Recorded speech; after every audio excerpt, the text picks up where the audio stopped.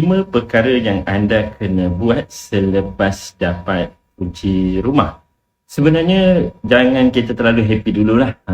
Okay, kita kena semak dulu beberapa checklist supaya kita boleh tidur dengan lena bila anda dah dapat kunci. Baik, ini antara beberapa perkara yang kena ambil tahu. Yang pertama, kena tukar nama bil cukai taksiran ataupun cukai taksiran atas nama anda, ataupun kita panggil cukai pintu lah. Okey, peguam ke yang kena buat perkara ni ataupun pembeli?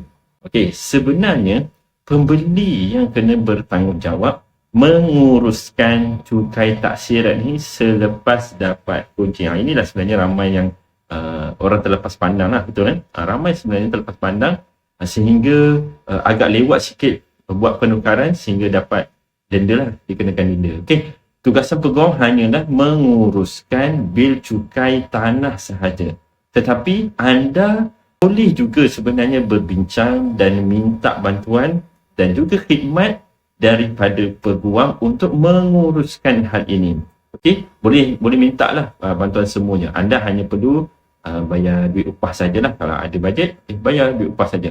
Untuk membuat penukaran ini, pembeli perlu menghubungi pihak berkuasa tempatan yang menguruskan cukai taksiran ini. Okey, biasanya majlis pembandaran ataupun kita panggil pihak berkuasa tempatan. Bahasa yang paling mudah kita biasa dengar PBT lah, dengan lokasi yang terdekat lah.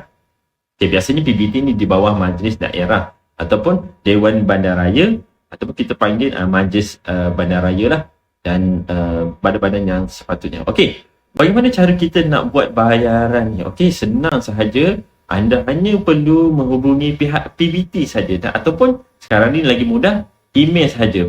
Okey, pembeli perlu menyediakan dokumen-dokumen yang diperlukan. Okey, ini antara dokumen-dokumen yang anda kena sediakan, iaitu salinan perjanjian jual beli ataupun kita panggil SNP.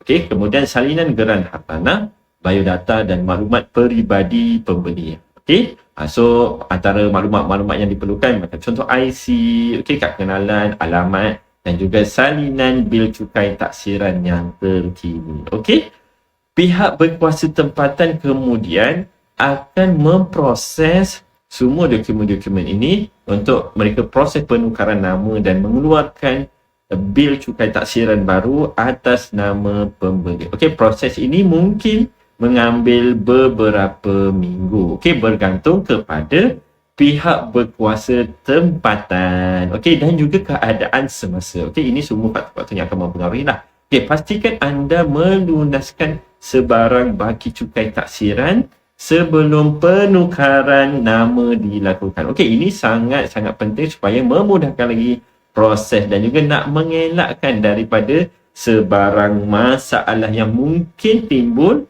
dari baki yang belum lagi dibayar. Okey, ini antara perkara yang sangat-sangat penting. Ini perkara yang pertama. Yang kedua, tukar nama bil elektrik ataupun kita panggil TNB lah. Okey, untuk menukar nama bil elektrik TNB ni atau kita panggil tenaga nasional berhad selepas pembelian rumah. Okey, ini antara langkah-langkah yang anda boleh ikuti. Okey, apakah langkah itu? Yang pertama, anda kena muat turun borang permohonan pendaftaran akaun elektrik, okey, daripada laman web. Okey, mudah saja pergi ke laman web TNB, okey, tnb.com.my, dan anda juga boleh mendapatkan borang ini daripada pejabat TNB yang berdekatan. Okey, kalau anda nak walk in ataupun anda nak buat secara offline lah. Kemudian hantar dokumen dan bayaran. Okey, macam mana? Hantar borang yang telah diisi serta dokumen yang diperlukan. Okey, dan senang saja anda buat sahaja bayaran deposit jika perlu kepada pejabat TNB yang berdekatan dengan anda. Okey, ataupun anda boleh melakukan secara fizikal ataupun menghantar dokumen tu secara fizikal ataupun melalui pos. Boleh saja. Okey, semakan dan pengesahan TNB ni sangat penting. Okey, TNB akan menyemak semua dokumen yang dihantar dan mengesahkan. Okey, TNB akan mengesahkan perubahan nama. Okey, proses ini mungkin mengambil masa sedikit lah. Mungkin ambil masa beberapa hari sehingga beberapa minggu. Ini dia punya tempoh, bergantung kepada TNB itu sendirilah. Okey, anda akan menerima pengesahan perubahan nama bil elektrik melalui email. Nampak mudah saja, ataupun akan dapat surat. Okey, pastikan anda semua simpan semua salinan dan juga pengesahan ini sebagai rujukan untuk masa-masa akan datang. Okey, dapat? Mudah kan? Okey, selepas proses ini selesai, okay, bil elektrik akan ditukar kepada nama anda dan anda akan bertanggungjawablah sepenuhnya untuk membayar bil-bil elektrik untuk masa-masa yang akan datang. Okey? So, selamat berurusan. Okey? Yang ketiga, tukar nama bil air. Okey, anda perlu pergi ke pejabat syarikat air. Contohnya SAIN, okey, Negeri Sembilan. Okey, air Selangor lah. Okey, ataupun AKSB Kelantan dan lain-lain lah. Ikut negeri masing-masing. Pastikan tunggakan bil lama anda telah diselesaikan. Okey, nampak? Itu yang ketiga. Yang keempat, tukar nama bil Indah Water, IWK. Bil Indah Water ini antara bil yang kerap sebenarnya terlepas pandang, sama ada dalam urusan jual beli mahupun sewaan. Okey, baik. So, anda kena concern, kena ambil perhatian. Untuk membuat penukaran bil pembetungan ini, anda perlu mengemukakan salah satu dokumen yang disenaraikan dan juga anda just email sahaja kepada k@iwk.com.my ataupun pihak IWK akan mengemas kini akaun pembetungan anda dengan maklumat nama pemilik yang baru. Okey, itu antara benda yang kena aware lah. Yang kelima, tukar nama di pejabat GMB ataupun Persatuan Penduduk bagi kes rumah serata atau yang mempunyai cas penyelenggaraan, maintenance fee. Okey, anda perlu daftar nama anda, ingat anda perlu daftar nama anda dengan pihak JMB bagi mengelakkan salah faham dan juga tunggakan hutang.